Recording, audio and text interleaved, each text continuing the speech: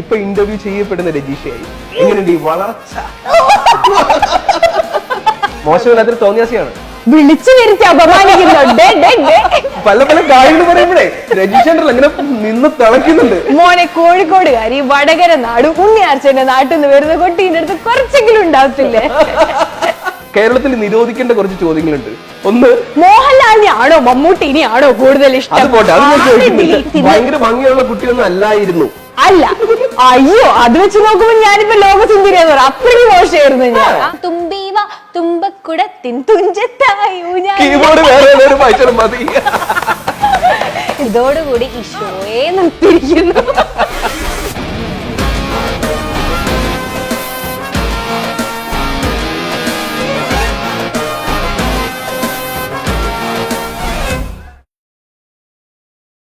ആദ്യ സിനിമയിൽ തന്നെ അവാർഡുകൾ കരണ്ടെടുത്തുകൊണ്ട് പോയ എലി രജീഷ വിജയനാണ് ഇന്ന് നമ്മളോടൊപ്പം. നമസ്കാരം.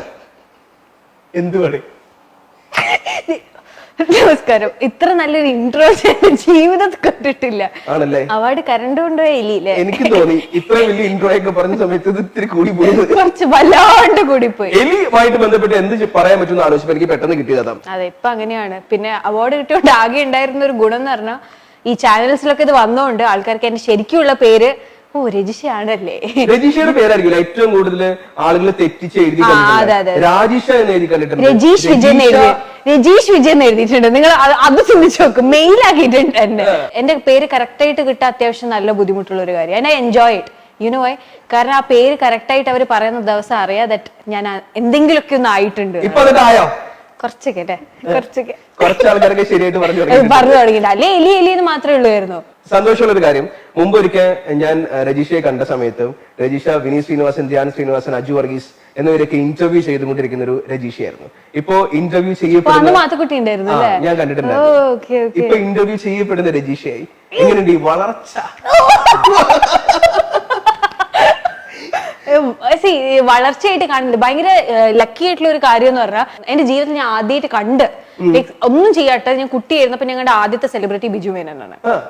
ഞാൻ ആങ്കറിങ് ചെയ്യുമ്പോൾ ഞാൻ ആദ്യമായിട്ട് കണ്ട സെലിബ്രിറ്റി ആസിഫ് അലിയാണ്.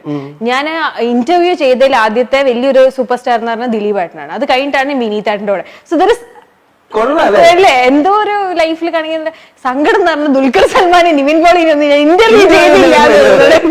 ഇങ്ങനെയാണെങ്കിൽ ഞാൻ ടോം ഹാൻസിനെ ഇന്റർവ്യൂ ചെയ്തേനല്ലേ ശരിക്കും. I can still do it. പക്ഷെ അത് ഭയങ്കര സന്തോഷമുള്ള ഒരു കാര്യം. പക്ഷെ ഞാൻ ഭയങ്കരമായിട്ട് എൻജോയ് ചെയ്തൊരു സാധനമായിരുന്നു അവിടെ ഇരുന്ന് ചോദ്യം ചോദിക്കുക എന്നുള്ളത്. കാരണം ബാക്ക് ഫയർ ചെയ്ത് നമുക്ക് ഇങ്ങോട്ടൊന്നും വരുന്നില്ലല്ലോ. ഉത്തരം പറയാനാണ് ഇപ്പോഴത്തെ സംതൃപ്തിയും സന്തോഷവും സമാധാനവും ഒക്കെ ആണ്. അത് ഭയങ്കര രസമുള്ളൊരു സ്ഥലം അവിടെ ഇരിക്കുക എന്ന് പറയുന്നത്. കാരണം ആൻസർ ചെയ്യാനാണ് ആക്ച്വലി ശരിക്കും ബുദ്ധിമുട്ട്.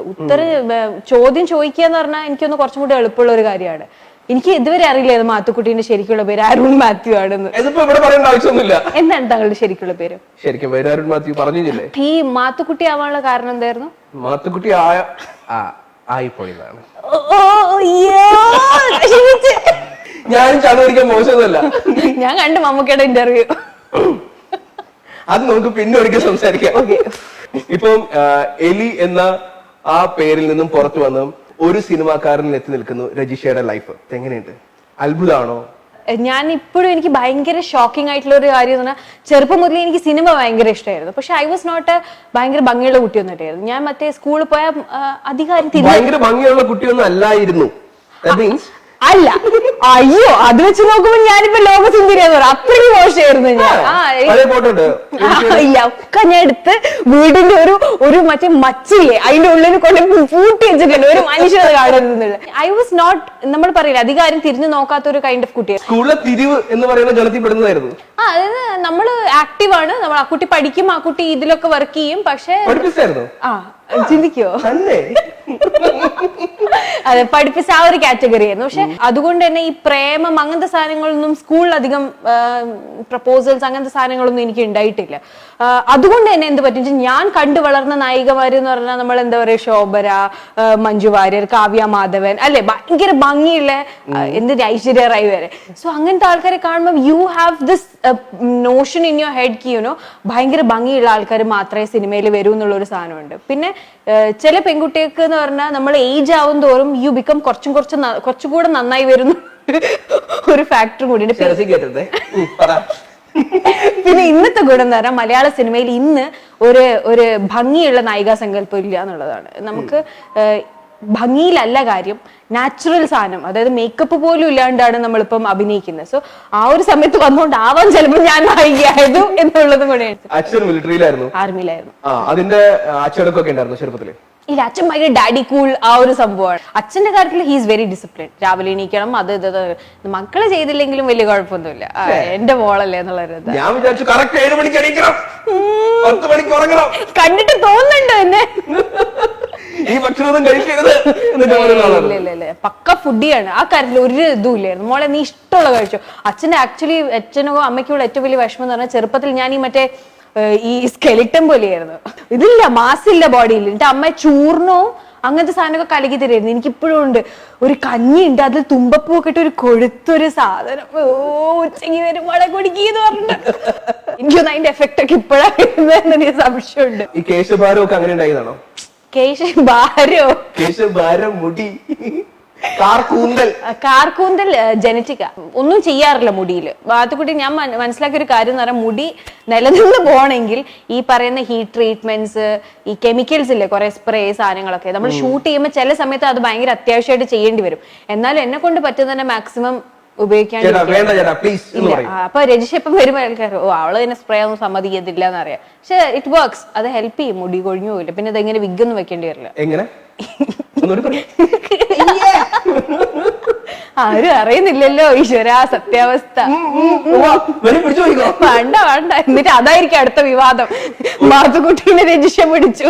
ജാടയാണ്, അഹങ്കാരിയാണ്, അങ്ങനെയുള്ള വിളിപ്പേരുകളൊക്കെ കേൾക്കാറുണ്ടായിരുന്നു. മോശമില്ലാതെ കേൾക്കുന്നുണ്ടായിരുന്നു? മോശമില്ലാതല്ല, ചെറുപ്പം മുതലേ ഞാൻ കേൾക്കുന്ന ഒരു കാര്യം. എന്റെ അടുത്ത് എന്റെ ഫ്രണ്ട്സ് ആയിട്ട് ഉള്ളവർ, അതായത് ഭയങ്കര ക്ലോസ് ആയിട്ടുള്ള ഫ്രണ്ട്സ് എന്റെ അടുത്ത് ഇപ്പോഴും പറയും, രജിഷ നിന്നെ കാണുമ്പോൾ ഞങ്ങൾ ആദ്യം വിചാരിച്ചു നീ ഭയങ്കര അഹങ്കാരിയാണ്. എന്റെ അമ്മ പറയാറുണ്ട്, എന്റെ മോളെ എന്താണെന്നറിയില്ല മോളെ, നിന്റെ മുഖത്ത് നിന്നെ കാണുമ്പോൾ ആർക്കായാലും തോന്നിപ്പോവും. പക്ഷെ എന്നെ കണ്ട എല്ലാവർക്കും തോന്നും ഞാൻ പാവാൻ, നിന്നെ കണ്ട അത് തോന്നില്ല. അത് എന്റെ അമ്മേന്റെ അടുത്ത് പറയുന്ന ഡയലോഗ് ആണെന്ന്. പക്ഷെ ജനുവലി ഞാൻ അഹങ്കാരിയായിട്ടുള്ള ഒരു പേഴ്സണേ അല്ല. ഞാൻ അതിൽ നിന്ന് എത്രയോ ദൂരെയുള്ള ഒരാളാണ്. പക്ഷെ ഞാൻ ഭയങ്കര ഈസിലി അപ്രോച്ചബിൾ അല്ല. അതായത് പെട്ടെന്ന് ഒരാൾക്ക് വന്നിട്ട് എന്താണ് ബഡ്ഡി ബ്രോ എന്ന് എന്റെ അടുത്ത് പറയാൻ പറ്റില്ല. എനിക്ക് ഭയങ്കര ഇഷ്ടമാണ് കേട്ടോ. അതായത് നമ്മൾ ഒരാൾ റെക്കഗ്നൈസ് ചെയ്യുന്നു, കണക്ട് ചെയ്യുന്നു, പടം കണ്ടു നന്നല്ല എന്ന് പറയുന്നു, ഫോട്ടോ എടുക്കാൻ ചോദിക്കുന്നു, ഭയങ്കര രസമുള്ള ഒരു കാര്യം. പക്ഷെ ചില സമയങ്ങളിൽ ഇപ്പൊ രാത്രി നമ്മളൊരു സ്ഥലത്താണ് ഷൂട്ടിന്റെ സമയത്ത്, ലൊക്കേഷനിൽ തന്നെ രാത്രി ലൊക്കേഷൻ കഴിഞ്ഞ് ഷൂട്ട് കഴിഞ്ഞ് നമ്മൾ ഇരുട്ടത്ത് ഇറങ്ങുക. അപ്പൊ ആ സമയത്ത് അവിടെ ഫുൾ ആണുങ്ങൾ മാത്രമേ ഉണ്ടാവും. പെണ്ണുങ്ങൾ ആരും സെൽഫി എടുക്കാൻ ആ നേരത്തെ വന്ന് ചോദിക്കില്ലല്ലോ. അപ്പം ഇവർ വന്നിട്ട് ഇങ്ങനെ മേലേക്ക് ചാടി എടുക്കട്ടെ.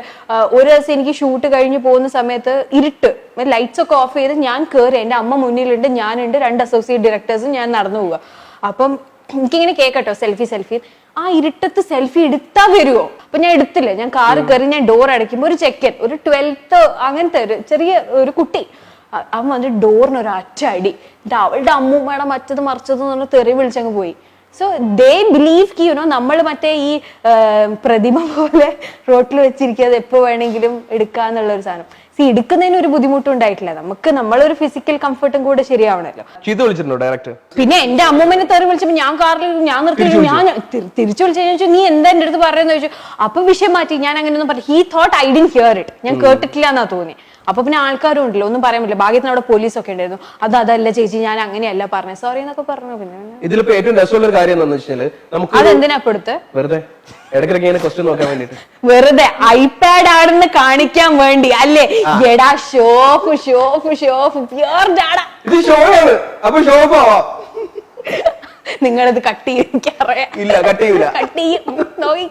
നമുക്കൊരു അവാർഡ് കിട്ടിക്കഴിഞ്ഞാൽ, നമ്മൾ നായികയായി കഴിഞ്ഞാൽ, സ്വാഭാവികമായിട്ടും നമ്മുടെ എല്ലാ കാര്യങ്ങളും ആളുകൾ അതുമായിട്ട് റിലേറ്റ് ചെയ്തായിരിക്കും സംസാരിക്കാം.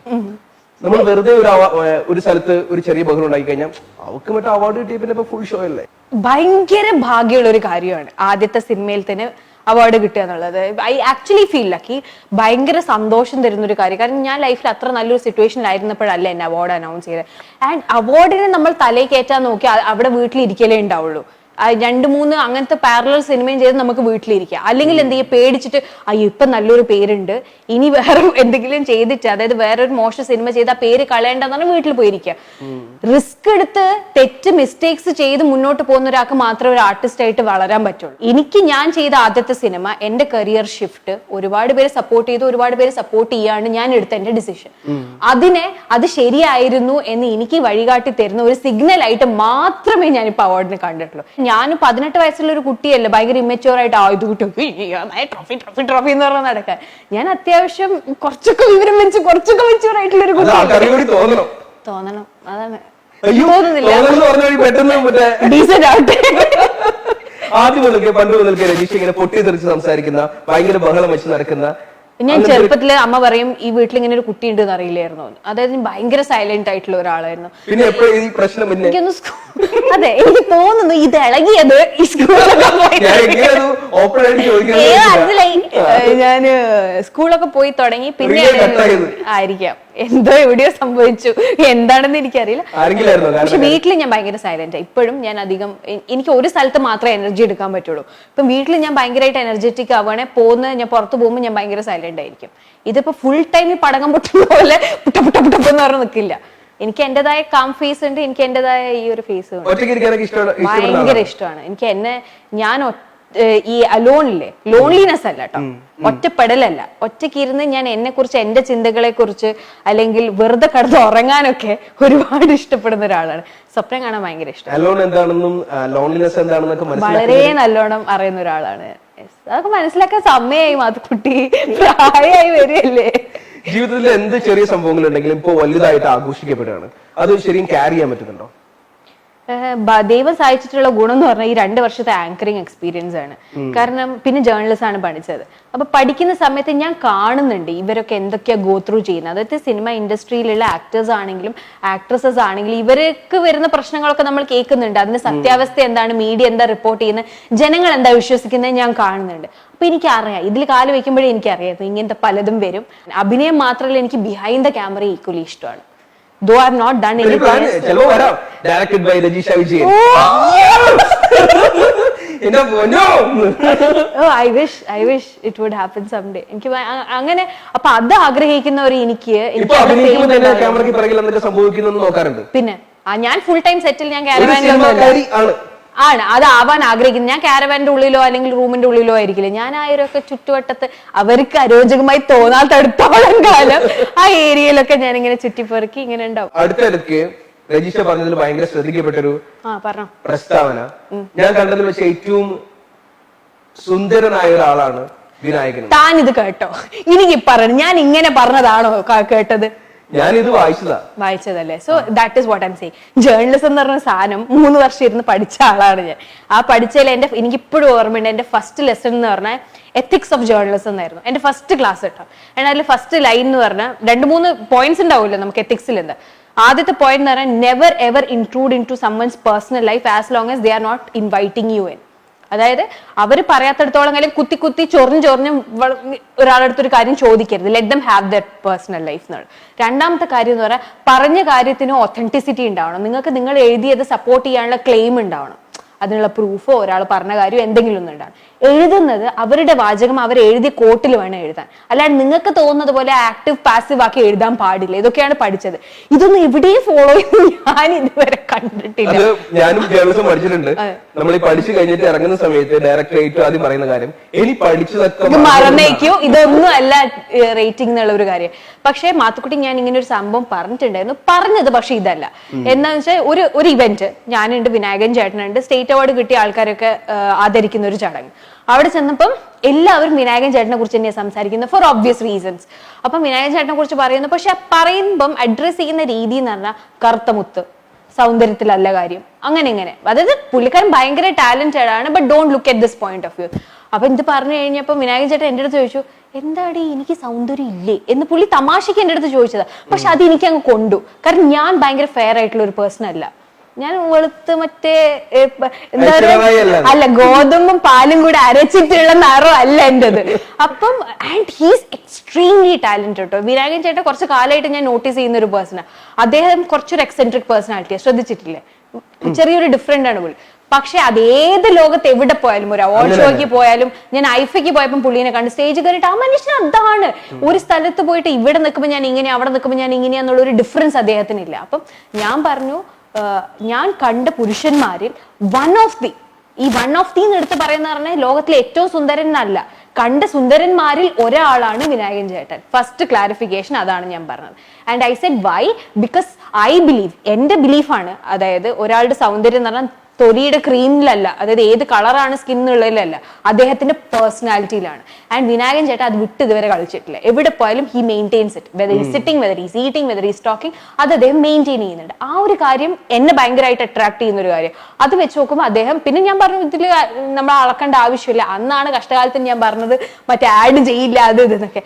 ഞാൻ നെക്സ്റ്റ് ഡേ എൻ്റെ അടുത്ത് രേഷ നീ എന്താ ചെയ്തേ ഫോണിൽ, എന്റെ ഫ്രണ്ട്സ് എന്താ പറ്റി, ഓൺലൈനിൽ കൊള്ളാക്കി, എനിക്ക് വാട്സാപ്പ് ഒന്നും ഇല്ലാത്തതുകൊണ്ട് അറിയുന്നില്ല ഞാൻ. അപ്പൊ എന്റെ അടുത്ത് പറഞ്ഞു, അപ്പൊ എഴുതിയിരിക്കുന്നു രജിഷ പറഞ്ഞു ഈ ലോകത്തിലെ ഏറ്റവും സുന്ദരനായ പുരുഷൻ വിനായകനാണ്. ഞാൻ ആഹാ, വിനായകനെ പുകഴ്ത്തിയിട്ട് രജിഷയ്ക്ക് പബ്ലിസിറ്റി കിട്ടാൻ വേണ്ടിയിട്ട്. ഞാൻ വിചാരിക്കുക ഇത്രയും ഓൾറെഡി ഇങ്ങനെ ഇരിക്കുന്ന ഒരു മനുഷ്യനെ പുകഴ്ത്തിയിട്ട് എനിക്ക് എന്തിന്റെ പബ്ലിസിറ്റി കിട്ടാനാ അല്ലേ? പലപ്പോഴും അവാർഡ് കിട്ടുമ്പോ അത് പലരോടുമുള്ള ഒരു പ്രതികാരം കൂടിയാവാറുണ്ട്. അതിനുള്ള ഒരു ചാൻസ് കിട്ടിയില്ലാന്നേ, ആദ്യത്തിൽ കിട്ടിയില്ലേ പ്രതികാരം എന്ന് പറയുന്ന ഒരു സാധനം ഉള്ളിൽ കൊണ്ട് നടക്കാനുള്ള ഒരു സമയം എനിക്ക് കിട്ടിയിട്ടില്ല.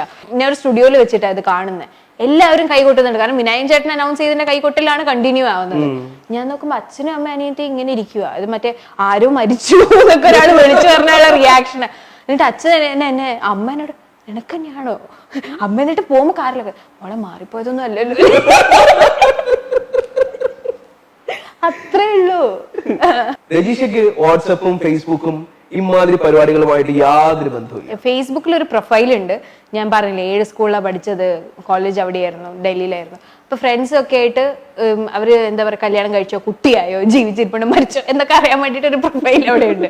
എന്നാ മാത്തുകുട്ടി പറയാൻ തുറന്ന അപ്പൊ കല്യാണമാന്നേ, കല്യാണം ബേബി ഷവർ, കല്യാണം ബേബി ഷവർ. നീ കണ്ടു മടുത്തു എനിക്ക്. എന്താണ് കാറ്റഗറി ചിലപ്പോ പ്രശ്നമല്ലേ? ഞാൻ ഏറ്റവും കൂടുതൽ കാണുന്നത് കുട്ടികളുടെ ഫോട്ടോയാ. ഞാൻ കല്യാണം വരുത്തിയിട്ടുള്ളൂ, സോറി. എല്ലാ കൂട്ടുകാരും കയ്യിലൊരു കൊച്ചിനെ പിടിച്ചോണ്ട് ഭയങ്കര അത് ഡിപ്രഷൻ ഉണ്ടാക്കുന്ന ഒരു കാര്യമാണെന്ന്. അതുകൊണ്ടാണ് ഫേസ്ബുക്ക് അധികം നോക്കുന്നത്. പിന്നെ പേജ് ഉണ്ട് വെരിഫൈഡ്, ഒത്തന്റിസിറ്റിക്ക് വേണ്ടിയിട്ടാണ്. അത് ഞാൻ പറയുന്ന കാര്യം എന്റെ പേജ് കൂടെ പറയുമ്പോൾ അത് ശരിക്കുള്ളതായിരിക്കും, ഫേക്കിലിട്ടാൽ മനസ്സിലാവാൻ വേണ്ടിയിട്ടാണ് വേണ്ടിയിരിക്കും. വാട്സാപ്പ് എന്ന് പറയുന്ന ഒരു സാധനം ഞാൻ യൂസ് ചെയ്തിട്ട് 2.5 വർഷമായി, മതിയായി. അതായത് രാവിലെ എണീറ്റ ഇനിയിപ്പോ ഉണ്ടെങ്കിലും ഇല്ലെങ്കിൽ നമ്മൾ ആദ്യം ചെക്ക് ചെയ്യും നമ്മളെ ഫോണാണ് അല്ലെ. ചെക്ക് ചെയ്യുമ്പോൾ വാട്സാപ്പിൽ ഗ്രൂപ്പിൽ ആദ്യം വരുന്നത് ഒരു ആക്സിഡന്റ്, അയാളെ തല ഇങ്ങനെ ചത്തു, അയാൾ ഇങ്ങനെ മരിച്ചു, അവിടെ ഇത്, അല്ലെങ്കിൽ മൊത്തം നെഗറ്റിവിറ്റിയാ. ഇനിയിപ്പം എനിക്കിപ്പോഴും ഓർമ്മയുണ്ട്, എനിക്ക് ഭയങ്കര സങ്കടം തോന്നിയ ഒരു കാര്യം എന്ന് പറഞ്ഞാൽ നമ്മൾ ഈയിടെയായിട്ട് ഈ ഒരു സംഭവം നടന്നില്ലേ, മറ്റേ സേഫ്റ്റി ഇഷ്യൂ, നടിക്ക് അഗെയിൻസ്റ്റ് നടന്ന കാര്യം. അത് കഴിഞ്ഞപ്പോൾ ആൾക്കാർ വാട്സാപ്പിൽ, എന്റെ ഫ്രണ്ട്സ് എൻ്റെ അടുത്ത് പറഞ്ഞു ആൾക്കാർ വെച്ച് വീഡിയോ കിട്ടിയോ എന്നുള്ളതാണ്. ഒരാളുടെ ഒരു റെസ്പോൺസ് കാണുമ്പോൾ ഉണ്ടാകുന്ന ആ ഒരു വിഷമമില്ലേ, കാരണം പകൽമാന്യന്മാരാണേ, നമുക്ക് അറിയുന്ന ആൾക്കാരാണ് ഇതൊക്കെ ചോദിക്കുന്നത് എന്നുള്ള ഒരു സംഭവമാണ്. ആ ഒരു നെഗറ്റിവിറ്റിയിൽ നിന്ന് എസ്കേപ്പ് ആകും. പിന്നെ രണ്ടാമത്തെ കാര്യം എന്ന് പറഞ്ഞാൽ സ്കൂൾ അസൈൻമെന്റ് സബ്മിറ്റ് ചെയ്യാൻ ഇത്ര ടെൻഷൻ ഇല്ലായിരുന്നു പണ്ടാരും. റിപ്ലൈ ചെയ്ത് ബ്ലൂടിക്ക് ചെയ്ത് അപ്പൊ റിപ്ലൈ ചെയ്തില്ലെങ്കിൽ അവള് റിപ്ലൈ ചെയ്തില്ല, അവക്ക് ജാട കയറി, അവൾ എന്തുകൊണ്ട് എനിക്ക് റിപ്ലൈ ചെയ്തില്ല. ആൾക്കാർ ഭയങ്കരമായിട്ട് പ്രൊവോക്ക് ചെയ്യും, ഭയങ്കരമായിട്ട് ഇൻസൾട്ടഡ് ആയിട്ട് ഫീൽ ചെയ്യും. നമ്മൾ ഇനിയിപ്പോ എന്തേ സ്ഥലത്തൊന്ന് പെട്ടിട്ടായിരിക്കും, കണ്ടിട്ട് നമുക്ക് അപ്പൊ റിപ്ലൈ ചെയ്യാൻ പറ്റില്ല, അല്ലെ എനിക്ക് മൂഡില്ല ഇപ്പൊ റിപ്ലൈ ചെയ്യാൻ, ഞാനിപ്പോ സംസാരിക്കാനുള്ള ഒരു മൂഡിലല്ലേ, എനിക്ക് എന്തോന്ന് സംഭവിച്ചു, അതൊന്നും ഒരിക്കലും ഒരാൾ കൺസിഡറേഷനിൽ എടുക്കില്ല. അവൾ എന്തുകൊണ്ട് സമയത്ത്, എസ്പെഷ്യലി അത് പ്രൊഫഷണലും കൂടി ആവുമ്പോൾ വലിയ റിസ്ക് ആണ്. അങ്ങനെ ഞാൻ വെറുതെ പോയിട്ടാണ് ഞാൻ ആ സാധനം റിമൂവ് ചെയ്തത്. പക്ഷെ ആദ്യത്തെ 2 ആഴ്ച പ്രശ്നം ഉണ്ടാവും, അത് കഴിഞ്ഞാൽ ഉണ്ടാവുന്ന ഒരു സന്തോഷം സുഖമില്ലേ. എനിക്കൊന്നും ഞാൻ ആക്ച്വലി ശരിക്കും യൂസ് ചെയ്യുന്ന ഒരു ആപ്പ് ഇൻസ്റ്റാഗ്രാം മാത്രമേ ഉള്ളൂ. ആ നെഗറ്റിവിറ്റി ഇല്ല. ശ്രദ്ധിച്ചിട്ടുണ്ടോ, നമ്മളിപ്പോ ഫേസ്ബുക്കില് പല ഫേക്ക് പ്രൊഫൈലും ഉള്ളതുകൊണ്ട് നമുക്കൊരു സാധനം ഇട്ടാല് എന്റെ അടുത്ത് നിങ്ങളെ മനാഫ്ക തന്നെയാ പറഞ്ഞത്, അതായത് കമന്റ്സ് ഒരിക്കലും വായിക്കാൻ പോകരുത് എന്നുള്ള കാര്യം. കാരണം വായിച്ചാൽ നമുക്ക് ഡിപ്രഷനായി പോകും. നമ്മൾ ഈ നെഗറ്റിവിറ്റിയിൽ നിന്ന് വിട്ടു നിൽക്കാനായിട്ട് ശ്രമിക്കുമ്പോഴും പറ്റുന്നൊരു പ്രശ്നം എന്താ വെച്ചാൽ നമുക്കറിയാം നമ്മളെ കുറിച്ച് ഓൺലൈനിൽ വിളിച്ചു പറയല്ലോ ആൾക്കാര് എങ്ങനെ. കാരണം ആൾക്കാരെ അമേരിക്കയിൽ നിന്നൊക്കെ അല്ലേ വിളിക്കുന്നത്, അയ്യോ മോളെ നീ കണ്ടില്ലേ, ഞാൻ പറഞ്ഞ കാണാണ്ടിരിക്കാനാണ് തമ്പുരാൻ ഇതൊന്നും ഇല്ലാണ്ട് ജീവിക്കുന്നത്. പക്ഷെ അവർ ജെനുവിൻലി കൺസേൺഡ് ആയിട്ട് നമ്മളെ വിളിക്കുന്നതാണ്. പിന്നെ എന്താണെന്നറിയോ, ഒരുപാട് നമ്മൾ ഇതിനൊക്കെ ശ്രദ്ധിക്കുന്ന ഒരു ആളാണെങ്കിൽ ജീവിച്ചു പോകാൻ ഭയങ്കര ബുദ്ധിമുട്ടായിരിക്കും. മാത്തുകുട്ടി കുറച്ചൊക്കെ ഐ ഡോണ്ട് കെയർ എന്നുള്ള ഒരു ആറ്റിറ്റ്യൂഡ് ഇട്ട് അത് മനഃപൂർവ്വം നമ്മൾ കുറെ കഴിയുമ്പോൾ സെറ്റ് ആവും, നമ്മൾ അറിയാണ്ട് വരും. അത് ഞാൻ അടുത്തിടയ്ക്ക് ശ്രദ്ധിച്ചൊരു കാര്യം, ഓൺലൈനിൽ ഭയങ്കരമായിട്ട് ഒരു രജിഷയ്ക്കെതിരെ വികാരം അല്ലെങ്കിൽ ഒരു തരംഗം പരന്നുകൊണ്ടിരിക്കുന്ന സമയത്തും രജിഷ വളരെ കൂളായിട്ട് ഏറ്റവും പുതിയ സിനിമയുടെ പ്രൊമോഷണൽ പരിപാടികൾക്ക് വേണ്ടിയിട്ട് ഇങ്ങനെ പാറി നടപ്പുണ്ടായിരുന്നു. തരംഗൊന്നും ആയിട്ടില്ലെന്നേ. തരംഗ നമ്മൾ സമ്മതിച്ചാലല്ലേ സാധനങ്ങൾ തരംഗാകത്തുള്ളൂ. പിന്നെ വേറെ എന്താണെന്നറിയോ മാത്തുക്കുട്ടി, സത്യാവസ്ഥ നമുക്കറിയാം. See as long as you know the truth, നമുക്ക് സത്യം അറിയുന്നിടത്തോളം കാലം കളവ് ഒരിക്കലും നമ്മൾ എഫക്ട് ചെയ്യത്തില്ല. Truth will come out somehow എന്നുള്ളതാണ്. അത് നാട്ടുകാർ മൊത്തം മുന്നിൽ വരുന്നല്ല, എന്റെ മുന്നിൽ വരും, അല്ലെങ്കിൽ എനിക്കറിയുന്ന ആൾക്കാരുടെ മുന്നിൽ വരും. അത് വന്നിട്ട് എനിക്ക് സത്യം അറിയുന്നത് കൊണ്ട് ഡസ് നോട്ട് ബോദർ. പിന്നെ എനിക്ക് ചുറ്റുമുള്ള ആൾക്കാരില്ലേ, എന്റെ ഫാമിലി, അല്ലെങ്കിൽ എനിക്ക് വളരെ കുറച്ച് പേരേ ഉള്ളൂ എന്റെ ക്ലോസ് ആയിട്ട്, അവർക്കറിയാം. പിന്നെ ബാക്കി ആരെന്ത് പറയും. പിന്നെ എന്താണെന്നറിയോ, വിവരമുള്ളവരൊന്നും ഇതിനെക്കുറിച്ച് പറയുന്നില്ല. പറയുന്നവരെന്ന് പറഞ്ഞാൽ എല്ലാവർക്കും ഒരു ഊഹമാണ്. പിന്നെ ഇതൊരിക്കലും ഒത്തന്റിക് ആയിട്ടുള്ള ഒരു ചാനലിലൊന്നും ഒരു സാധനം വരുന്നില്ല. അതിന്റെ അർത്ഥം എന്തോ അങ്ങനെ ഒരു സംഭവം ഇല്ല എന്നുള്ളതാണ്. പിന്നെ കേൾക്കാൻ നിൽക്കുന്ന എല്ലാം നമ്മൾ വിശ്വസിക്കാൻ പോയാൽ എങ്ങനെയാന്ന് ശരിയാവുന്നത്. എല്ലാരും പറഞ്ഞിട്ടുണ്ട്, കണ്ണുകൊണ്ട് കാണാത്തത് ഒരിക്കലും നമ്മൾ വിശ്വസിക്കരുത്. അത്രേ ഉള്ളൂ. നമ്മുടെ കണ്ണുകൊണ്ട് ഓൺലൈനിൽ ഇത്രയും പ്രശ്നങ്ങൾ ഉണ്ടാവുമ്പോൾ നമുക്കത് വിശ്വസിക്കാനായിട്ട് ബുദ്ധിമുട്ടായിരിക്കും. പക്ഷെ പരക്കുന്നു എന്നുള്ള സാധനം നമുക്കൊരു എനിക്ക് ആകെയുള്ള ഒരു വിഷമം എന്ന് പറഞ്ഞാൽ, ഇങ്ങനെ എന്തെങ്കിലുമൊക്കെ പരന്നാ, എന്റേതല്ല ആരുടെ കാര്യത്തിൽ പരന്നാലും ഈ പരപ്പിക്കുന്ന ആൾക്കാർ ഒരിക്കലും ചിന്തിക്കുന്നില്ല ഇവർക്കും ഒരു ഫാമിലി ഉണ്ട്, അല്ലെ ഇവർക്കും വികാരങ്ങളുണ്ട് എന്നുള്ളൊരു കാര്യം. ഇത്തരം വിമർശനങ്ങളൊക്കെ ശരിക്കും രജിഷയെ കൂടുതൽ കൂടുതൽ കൂടുതൽ സ്ട്രോങ് ആക്കുന്നേ ഉള്ളൂ. മാത്തുക്കുട്ടിക്ക് ഫീൽ ചെയ്തിട്ടില്ലേ നമ്മുടെ ജീവിതത്തിൽ സംഭവിക്കുന്ന നെഗറ്റീവ് കാര്യങ്ങളാണ് നമ്മൾ, അല്ലെ? കാരണം പോസിറ്റീവ് ആയിട്ടുള്ള കാര്യങ്ങൾ നമ്മൾ മറന്നു, നെഗറ്റീവ് ആയിട്ടുള്ള കാര്യങ്ങൾ എന്നും മനസ്സിൽ എവിടെയോ ഉണ്ടാവും. ആ ഒരു കുത്തലില്ലേ, ആ കുത്തലാണ് നമ്മളെ വീണ്ടും വീണ്ടും സ്ട്രോങ് ആക്കുന്നത്. ആ സ്ട്രോങ് ആയ മാത്രമേ നമുക്ക് നിലനിൽക്കാൻ പറ്റൂ.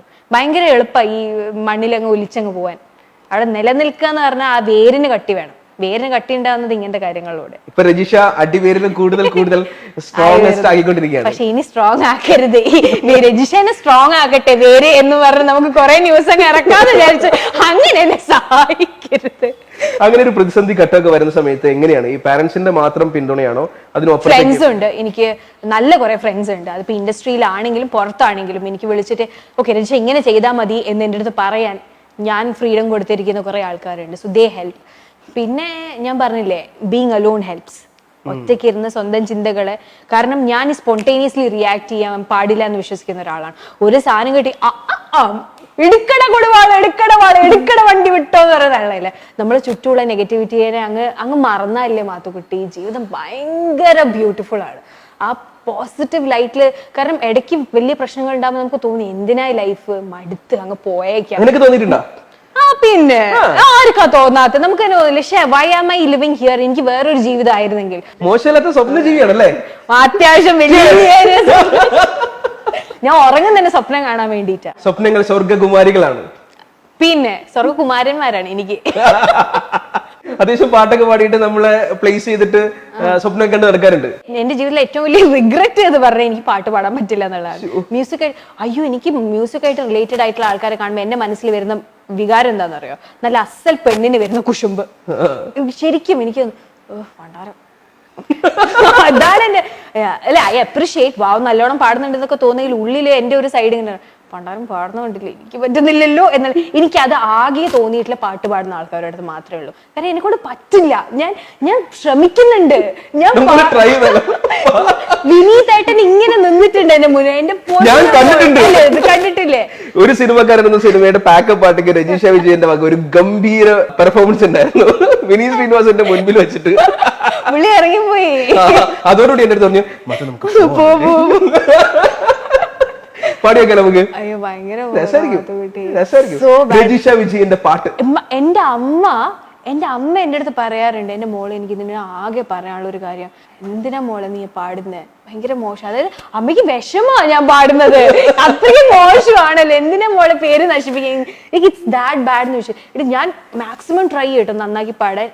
ആരൊക്കെ പറഞ്ഞു ടോൺ നല്ലതാ, പാട്ടിന്റെ ABCD അറിയില്ല, ടോൺ കുഴപ്പമില്ല. പാടുന്നോ? മോശമായിട്ട് നല്ലോണം പാടും. മോശമായിട്ട് നല്ലോണം പാടാം. നമുക്ക് അവസാനം പാടാം. ഒരേ കാറ്റഗറി പെടുന്ന ആൾക്കാർ നമുക്ക് അവസാനം പാടാം. കഴിഞ്ഞ ഇന്റർവ്യൂ രശ്മി ചേച്ചിന്റെ അവസാനം തകർപ്പൻ ഒരു പാട്ട് പാടിയിട്ടുണ്ട്. അത് തകർപ്പൻ പാട്ടല്ലേ? ഇത് മോനെ ഞാൻ തകർത്ത് തരും. എലി എന്ന കഥാപാത്രം കഴിഞ്ഞതിന് ശേഷം എനിക്ക് തോന്നുന്നു രജിഷയെ തേടി വന്നേക്കുന്ന കൂടുതൽ കഥാപാത്രങ്ങൾക്കും ആ ഒരു ഛായ ഉണ്ടായിരുന്നു. അത് ഒഴിവാക്കാൻ 20-25 പടം ഓ എല്ലാം അതായിരുന്നു. എന്റെ അടുത്ത് പറയുമ്പോൾ വരെ ആൾക്കാർ കഥ പറയുമ്പോൾ വരെ അങ്ങനെ തന്നെയാ പറഞ്ഞോണ്ടിരുന്നത്, എലിയെ പോലെ എലിയെ പോലെ എന്നുള്ളത്. അത് കേൾക്കുമ്പോൾ തന്നെ എലിയെ പോലെ ഇല്ല. എന്റെ ഫസ്റ്റ് തീരുമാനം എന്ന് പറഞ്ഞാൽ കരിക്കും വെള്ളം കഴിഞ്ഞപ്പം അതിൽ നിന്ന് എക്സാക്ട് ഓപ്പോസിറ്റ് എൻഡിൽ നിൽക്കുന്ന സാധനം എന്താ, കരിക്കും വെള്ളം വെറുപ്പിക്കൽ, സംസാരം പിന്നെ ഭയങ്കര പ്രേമം, ചെക്കന്റെ പുറകെ നടക്കുന്നു, സാക്രിഫൈസ് തേങ്ങാ മാങ്ങ. അപ്പൊ അതിന്റെ ഓപ്പോസിറ്റ് എന്താ, ഒട്ടും സംസാരിക്കാതെ ചെക്കൻ പുറകിൽ വരുന്ന ഭയങ്കര വെറുപ്പിക്കലിന്റെ എക്സാക്ട് ഓപ്പോസിറ്റ് എന്ന് പറഞ്ഞാൽ ഭയങ്കര ദൈവികമായിട്ടുള്ള ഒരു ഹോളി ഫീലാണ് അല്ലെ. അതാണ് കിട്ടിയത്. അതുകൊണ്ടാണ് ജോർജ് അറ്റൻസ്പൂരം ചെയ്തത്. പക്ഷെ ദിലീപേട്ടനാണെങ്കിൽ ആ സമയത്ത് ഏറ്റവും ക്രൂഷ്യൽ ആയിട്ടൊരു പീരീഡ് കൂടെ കടന്നു പോകുന്ന സമയം എനിക്ക് തോന്നുന്നു ജോർജ് അറ്റൻസ്പൂരത്തിന്റെ സമയത്തായിരുന്നു ഏറ്റവും ആദ്യമായിട്ടൊരു. പക്ഷെ നല്ല രസം ഓരോരുത്തർ പ്രശ്നങ്ങൾ ഡീൽ ചെയ്യുന്ന കാണാൻ. അങ്ങനെയല്ലേ നമ്മളും പഠിക്കുന്നത്. അത് ശരിക്കും സ്വാധീനിച്ചിട്ടുണ്ടല്ലേ? എല്ലാവരുടെ പ്രശ്നങ്ങളും സ്വാധീനിക്കുന്നുണ്ട്. ആർക്കാ പ്രശ്നമില്ലാത്ത? ഞാൻ എനിക്ക് തോന്നുന്നു ഒരു സിനിമാക്കാരൻ ചെയ്യുന്നതിന് തൊട്ട് മുമ്പായിരുന്നു വിജയ് ചേട്ടന് പ്രശ്നം ഉണ്ടായത്.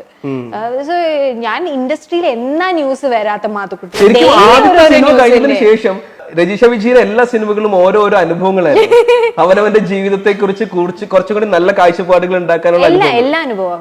കരിക്കിൻ വെള്ളമാണ് ജീവിതത്തിൽ എനിക്ക് കിട്ടിയ ഏറ്റവും വലിയ അനുഭവം. അവിടുന്നാണ് അനുഭവങ്ങൾ ഇങ്ങനെ നമ്മൾ ചേർത്ത് കൊണ്ടുപോകുന്നത്. നമ്മൾ എന്ത് കൊടുക്കുന്നു അതേ നമുക്ക് തിരിച്ചു വരും. കുറെയൊക്കെ നെഗറ്റിവിറ്റി വന്നാൽ നമ്മൾ ചൊരിയുന്നത് മൊത്തം നല്ല കാര്യമാണെങ്കിൽ തിരിച്ചത് നന്മയിലേക്ക് തന്നെ എത്തും.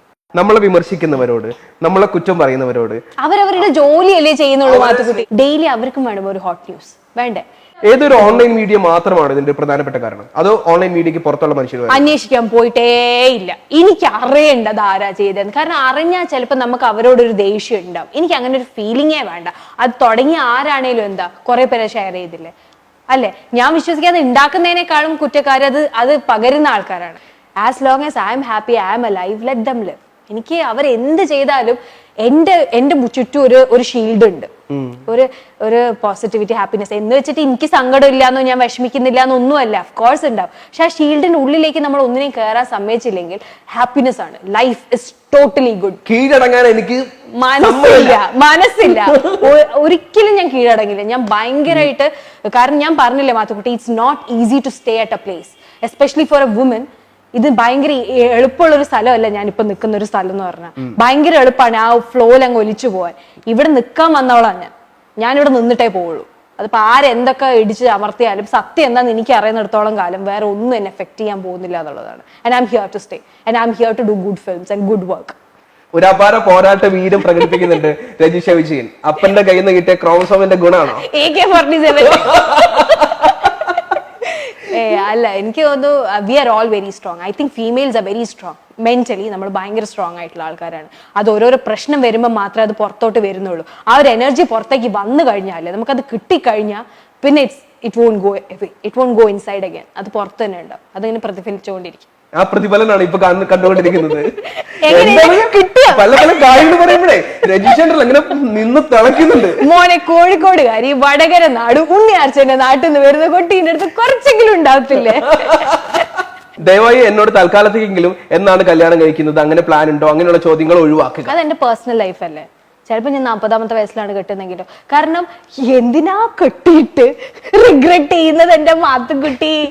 അതിലും നല്ലത് ശരിക്കും അങ്ങനെയുള്ള ഒരു പേഴ്സൺ വന്നിട്ട് അതിന് പോകുന്നതല്ലേ. എനിക്ക് പലപ്പോഴും തോന്നിയിട്ടുണ്ട് കേരളത്തിൽ നിരോധിക്കേണ്ട കുറച്ച് ചോദ്യങ്ങളുണ്ട്.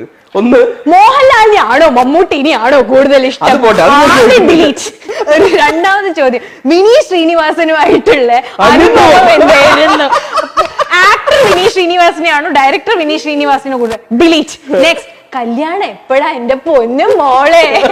കല്യാണം കഴിഞ്ഞ വിശേഷം ആയില്ലേ? ഇതൊക്കെ എടുത്ത് ignore. That's the best thing you can do. എന്തായാലും പക്ഷെ പ്ലാൻ ഉണ്ട്, നമുക്കൊരു ഫാമിലി ആയിട്ടുള്ള സെറ്റിൽ ആവാനുള്ള ഒരു ആഗ്രഹം രജിസ്റ്റർ. ഞാനൊരു ഭയങ്കരമായിട്ട് മദർഹുഡ് ഉള്ളിൽ ഇങ്ങനെ ക്യാൻസേറിയൻ ആണ് ഞാൻ. ജൂലൈ 15 ജനിച്ച് ഭയങ്കര അപ്പൊ എനിക്ക് കൊച്ചുങ്ങളെ ഭയങ്കര ഇഷ്ടമാണ്. എനിക്ക് I won't want a family and I don't want to be a single parent. ഒറ്റയ്ക്ക് അല്ല, ഐ വോണ്ട് ബോത്ത്. അപ്പൊ അങ്ങനെ ഒരാളെ കിട്ടുകയാണെങ്കിൽ കിട്ടണേ. മനസ്സൊരുക്കി പ്രാർത്ഥിക്കുന്ന രജിഷ. അല്ല, എല്ലാം കൂടെ ഒത്തു വരണമെങ്കിൽ എന്റെ മാത്തുക്കുട്ടി ഭയങ്കര പണിയാ. Because a man who's good at home won't be supportive of your career. എല്ലാം കൂടെ ഒത്തു വരിക എന്ന് പറഞ്ഞാൽ അത്യാവശ്യം നല്ല ബുദ്ധിമുട്ടുള്ള ഒരു കാര്യം. പക്ഷെ ഉണ്ടാവും എവിടെയെങ്കിലും ഒക്കെ. എന്തായാലും ഒഴിവാക്കാൻ യാതൊരു ഉദ്ദേശവും ഇല്ല. അഭിനയം എന്നല്ല, സിനിമ. അതിപ്പോ ചിലപ്പോ നാളെ അഭിനയം ആയിരിക്കില്ല, വേറെ വല്ലതും ആയിരിക്കും. സിനിമയാണ് ഞാൻ ഇതുവരെ ചെയ്തതിൽ എനിക്ക് ഏറ്റവും കൂടുതൽ സാറ്റിസ്ഫാക്ഷൻ തന്ന സാധനം. രജിഷേനെ രജിഷ എന്ന് വിളിക്കുന്നവരുണ്ട്, എലി എന്ന് വിളിക്കുന്നവരുണ്ട്, അതോടൊപ്പം ഓറക്കുട്ടി എന്ന് വിളിക്കുന്ന ഒരാൾ. അയ്യോ oh I just love that person Mammukka. എനിക്ക് എന്ത് ഇഷ്ടമാണെന്ന് അറിയോ പുള്ളിയുടെ ആ ഒരു പേഴ്സണാലിറ്റി. പുള്ളിയിലെ ഭയങ്കര അവെയറാണ്. ഞാനൊരു ചെറിയൊരു മ്യൂസിക് ചാനലിൽ ഞാൻ ചെയ്ത എൻ്റെ ഒരു ഷോ ആയിരുന്നു സൂസീസ് കോഡ് എന്ന് പറഞ്ഞൊരു ഷോ, വളരെ ചെറിയൊരു ഓഡിയൻസിനുള്ളത്. അപ്പം ഒരു അവാർഡ് ഫംഗ്ഷന്റെ ഈവില് പുള്ളി എന്നെ കണ്ടപ്പം അത് ഞാൻ ആരുമല്ല, പുള്ളി ഇങ്ങനെ പോയിട്ട് നടന്നു പോയിട്ട് 2 സ്റ്റെപ്പ് ബാക്ക് എടുത്തിട്ട് പുള്ളി പറഞ്ഞു സൂസി അല്ലേ. ഐ കനോട്ട് ടെൽ യു നമുക്ക് ഉണ്ടാവുന്ന ഒരു സന്തോഷമില്ലേ. കാരണം ഇങ്ങനെയുള്ളൊരു മനുഷ്യൻ നമ്മളെ കുറിച്ച് സ്പോട്ട് ചെയ്തു, നമ്മൾ ഷോ ചെയ്തിട്ടുണ്ട്, ഷോനെ കുറിച്ചൊക്കെ സംസാരിക്കുമ്പോ ഒരു സൗണ്ട് എന്നുള്ള സൗണ്ട് മാത്രമേ. അതിന് മുമ്പ് നമ്മൾ മോശപ്പെട്ട കാര്യം ഞാൻ പറയണോ? പറഞ്ഞു. അപ്പൊ ഞാൻ കൊച്ചിയിൽ വന്നിട്ട് ഒരു 1-2 ആഴ്ചയായിട്ടേ ഉള്ളൂ. ഞാൻ ഡൽഹിയിൽ നിന്ന് വന്നത്. അപ്പൊ കൾച്ചറൽ ഷോക്ക് അങ്ങനത്തെ സാധനങ്ങളൊക്കെ ഉണ്ട്. എനിക്ക് ഒരു ഐഡിയ ഇല്ല, ഒന്നിനെ കുറിച്ച് ഒരു ഐഡിയ ഇല്ല. അപ്പൊ ആദ്യമായിട്ടാണ് ഞാൻ MC ചെയ്യാൻ പോകുന്ന ഒരു സിനിമയുടെ ഓഡിയോ ലോഞ്ച്. അപ്പൊ ചെന്നപ്പോ ഞാൻ ലേറ്റ് ആയി, അതായത് അവർ വണ്ടി എത്തി, എന്തോ ട്രാഫിക് സംതിങ് എത്തിയിട്ട് ആരും എനിക്ക് ഡീറ്റെയിൽ വരുന്നത്. അപ്പൊ ഞാൻ നോക്കുമ്പോൾ 2 മിനിറ്റ് കഴിഞ്ഞിട്ട് മമ്മൂട്ടി വരുന്നത്. ആദ്യമായിട്ടല്ലേ മമ്മൂക്കനെ കാണുന്നത്, മുട്ടൊക്കെ ഇങ്ങനെ ഇങ്ങനെ ഇങ്ങനെ. And he look so good. പുള്ളി വന്ന് പുള്ളി അങ്ങ് ഇരുന്ന്. അപ്പൊ എല്ലാരും തുടങ്ങുന്നു. എന്ത് പടത്തിന്റെ പേര് മാത്രം അറിയാം, ഞാൻ എന്തെന്ന് പറഞ്ഞു തുടങ്ങും. മറ്റേ ഞാൻ കുറെ ബബ്ബ അടിച്ചു. ബബ്ബ എന്നൊക്കെ പറഞ്ഞാൽ ജീവിതത്തിൽ ചെയ്ത ഏറ്റവും പൊട്ട സ്ഥാനം എന്ന് പറഞ്ഞാൽ അന്ന് ചെയ്ത MC ആയിരിക്കും. ഓയ്യോ എനിക്ക് പറഞ്ഞുതരാൻ പറ്റില്ല, അത് അത്രയ്ക്ക് പോരായിരുന്നു. അത് കഴിഞ്ഞിട്ട് പുള്ളിക്ക് ചിരിക്കുന്നുണ്ട് കേട്ടോ. ഇതെന്ത് ഇവിടുന്ന് വന്ന് സാധനം ഓർത്തിട്ട് ഓർക്കൊന്നും എന്റെ കരച്ചിലൊക്കെ വരുന്നു. അത് കഴിഞ്ഞിട്ട് മമ്മൂക്കനെ ഇൻട്രൊഡ്യൂസ് ചെയ്യേണ്ട സമയമായി. വലിയ ബിൽഡപ്പില് മമ്മൂക്ക ഇത്രയും ബിസി ഷെഡ്യൂളിൽ ഇത്രയും ദൂരത്ത് നിന്ന് ഇവിടെ വന്നതിന് ഒരുപാട് നന്ദി. മമ്മൂക്കയ്ക്ക് ഭയങ്കര ഓറയാണ്. മമ്മൂക്ക വരുമ്പോ ചുറ്റൊരു ഉണ്ട്. I have felt it, haven't you? അല്ല ഒരു ഓറയുണ്ട്. ഇന്റർവ്യൂ ഞാൻ കണ്ടതാ. You have felt it. അപ്പൊ ഞാനത് പറഞ്ഞ് ഞാൻ പറഞ്ഞു Mammukka please come to the dais happy words ആണ്. പുള്ളി വന്നിട്ട് ആദ്യത്തെ ഡയലോഗേ, ഞാനങ്ങനെ വലിയ ദൂരത്തുനിന്നല്ല വന്നത്, എന്റെ വീട് ഇവിടുന്ന് 5 മിനിറ്റ് പനമ്പള്ളിന്റെ കാരണം പഠിച്ചോരെങ്കിലും. കാരണം എനിക്കറിയില്ല പുള്ളി എവിടെയാ താമസിച്ചത്, എവിടെയാ 5 മിനിറ്റ്, അതൊന്നും എനിക്കറിയില്ല. First dialogue. സെക്കൻഡ് ഡയലോഗ്, എനിക്കങ്ങനെ ഓറാന്ന് പറയുന്ന സാധനമൊന്നും ഇല്ല കേട്ടോ. തേച്ചൊട്ടിച്ചു മോനെ, ഇതൊന്നല്ല കോമഡി. ഇത് കഴിഞ്ഞിട്ട് പുള്ളി കാണുന്ന ആൾക്കാരുടെ അടുത്തൊക്കെ നമ്മളെ കുറിച്ച് അന്നൊരു കൊച്ചുണ്ടായിരുന്നു, ആ കൊച്ചു ഓറാന്ന് പറഞ്ഞു, അവർക്ക് ഓറാ ഗേൾ അങ്ങനെ. എന്നിട്ട് കാണുന്നവരൊക്കെ നിനക്ക് ആരെങ്കിലും ഓറാ ഗേൾ എന്ന് പേരിട്ടോ എന്ന്. ഓ അത് കഴിഞ്ഞിട്ടാണ് സൂസി വന്നത്. ഒരു സമാധാനമായിരുന്നു. നമ്മുടെ കാര്യങ്ങൾക്ക് നമ്മൾ തന്നെയാണ് തീരുമാനം എടുക്കുന്നത്. അതെ, ഞാൻ ഐ ആസ്ക് മൈ പേരൻസ്. പക്ഷെ എനിക്കത് യെസ് ഓർ നോ എന്ന് തോന്നിയിട്ട് മാത്രം ഒരിക്കലും പിന്നെ എന്റെ പേരൻസ് പറയില്ല. അവരുടെ ഒപ്പീനിയൻ എന്റെ തലയിൽ ഒരിക്കലും അടിച്ചേൽപ്പിച്ചിട്ടില്ല. കാരണം അവർക്ക് അറിയാം may be I know A bit more than dum regarding this എന്നുള്ളത്. മോശമില്ലാത്തൊരു തോന്നിയാസിയാണ്. തോന്നിയാസിയോ? വിളിച്ചു വരുത്തി അപമാനിക്കുന്നുണ്ട്. നമ്മള് തോന്നിയതുപോലെ ചെയ്യുന്ന ആളുകൾ അതാണ് തോന്നിയ പോലെ ചെയ്യുന്നത് പറഞ്ഞാൽ അങ്ങനെയല്ല.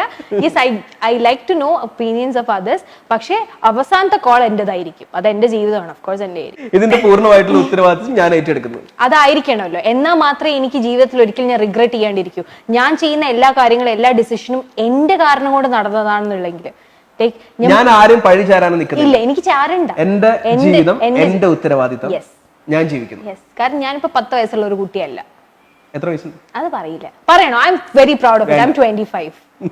I M 25 and proud of it. Okay, എന്തായാലും ഒരുപാട് സന്തോഷം രജിഷ ഇത്രയും കാര്യങ്ങൾ നമ്മളുമായിട്ട് പങ്കുവെച്ചതിന്. ഞാനിങ്ങനെ നോക്കായിരുന്നു രജിഷ എന്തെങ്കിലുമൊക്കെ പുറത്തേക്ക് ആളുകൾക്ക് ഇഷ്ടമുള്ളതുണ്ടല്ലോ, അല്ലെങ്കിൽ മഞ്ഞ കളറുള്ളവർക്ക് ഇഷ്ടമുള്ളത്. അതിലേക്ക് എത്തുന്നുണ്ടോ? അത് എന്തായാലും ഇല്ല. കാരണം എന്താണെന്നറിയോ, they want this, they want the attention. നമ്മൾ അവർ ആഗ്രഹിക്കുന്ന കാര്യം അവർക്ക് കൊടുത്താൽ അത് അവർ ജയിക്കുന്ന പോലെ. ഇപ്പോ ഒരുപക്ഷെ ആളുകൾ ആകെ നിരാശപ്പെടാനുള്ള സാധ്യത ഇതായിരിക്കും. അവൾ അതിനെ കുറിച്ച് കാര്യമായിട്ടൊന്നും പറഞ്ഞു. നമ്മള് ആൾക്കാർ വേണ്ട, യുനോ, നമുക്ക് വേണ്ടി നെഗറ്റീവായിട്ട് ആൾക്കാർ ആഗ്രഹിക്കുന്ന കാര്യങ്ങൾ നമ്മളങ്ങ് സാധിച്ചു കൊടുത്താൽ പിന്നെ ഞാൻ എന്താളോ അവരാഗ്രഹിക്കുന്ന എങ്ങനെ ഞാൻ റൈറ്റ്. ഇത് best thing I will tell you. ഇപ്പോഴും ഞാൻ പറയാണ്, നിങ്ങളെ സംതൃപ്തിപ്പെടുത്തുന്ന തരത്തിൽ സംസാരിക്കുക എന്നുള്ളത് എന്റെ ഉത്തരവാദിത്തമല്ല. കാരണം നിങ്ങൾ എന്നോട് ചോദിച്ചിട്ടല്ലല്ലോ ഇതൊന്നും എടുത്തത്, ആണോ? അല്ല. നിങ്ങൾ ഒരിക്കലും ഉത്തരവാദിത്തം ഏറ്റെടുക്കുകയില്ല. അവരോട് ചോദിച്ചാൽ അവനിട്ടു, അവനോട് ചോദിച്ചാൽ അവർ ഇവനിട്ടു, അല്ലേ? അവരുടെ അടുത്ത് പ്രൂഫ് ഉണ്ടോ? സപ്പോർട്ടിങ് ക്ലെയിംസ് ഉണ്ടോ? ഇല്ല, അവരിടും. ഇപ്പൊ ഞാൻ പിന്നെ എന്തിനാ? B the bigger person. Mathukutty, B the bigger person. ഞാൻ കീഴടങ്ങില്ല. അപ്പൊ നമ്മുടെ ഒരു കടം ബാക്കിയുണ്ട്. പാട്. ഇതോടുകൂടി ഈ അഭിമുഖം പിരിച്ചുവിട്ടിരിക്കുന്നു. ഇതോടുകൂടി ഈ ഷോയെ നിർത്തിയിരിക്കുന്നു. അയ്യോ ടച്ചൂട് അങ്ങനെ ആവരുത്. ഓക്കെ, മോശമായിട്ടാണ് പാടുന്നത്. ആരും ചിരിക്കരുത്, എന്നെ കളിയാക്കരുത്, ജഡ്ജ് ചെയ്യരുത്. ഇല്ല. പ്രോമിസ്? ഇല്ല. പ്രോമിസ്? ആ പ്രോമിസ്. ഞാൻ അല്ലെങ്കിൽ തന്നെ വിധികർത്താവൊന്നുമല്ലല്ലോ, ധൈര്യമായിട്ട് പാടിക്കോ. തുമ്പീവ തുമ്പക്കുടത്തിൻ തുഞ്ചത്തായൂഞ്ഞാലിടാം, തുമ്പീവ തുമ്പക്കുടത്തിൻ തുഞ്ചത്തായൂഞ്ഞാലിടാം, ആകാശ പൊന്നാലിനിരകളിൽ ആഴത്തിൽ തൊട്ടേ വരാം, ആകാശ പൊന്നാലിനിരകളിൽ ആഴത്തിൽ തൊട്ടേ വരാം, തുമ്പീവ തുമ്പക്കുടത്തിൻ തുഞ്ചത്തായൂഞ്ഞാലിടാം. കീബോർഡ് വേറെ ഒരു വായിച്ചാലും മതി. ഓക്കെ, എന്തായാലും താങ്ക് യു സോ മച്ച്. സമ്മതിച്ചു. അയ്യോ.